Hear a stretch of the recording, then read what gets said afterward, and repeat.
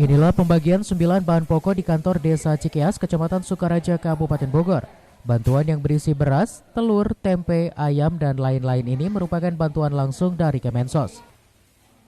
Ervan Sulaiman selaku Kepala Desa menjelaskan keluarga penerima manfaat atau KPM bantuan non-tunai BPNT susulan yang terkena dampak virus corona di Desa Cikeas mencapai 325.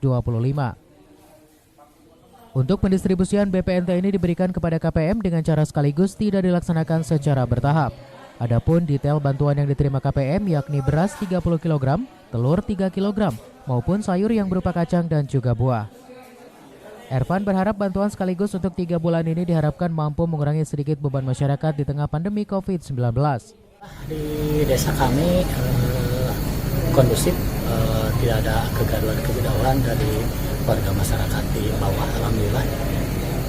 Nah Pak, rencana ada bantuan susulan atau gimana Pak?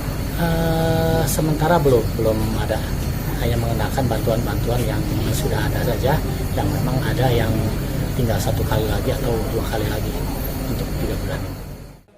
Dari Sukaraja, Cevi Alfi Adrian melaporkan.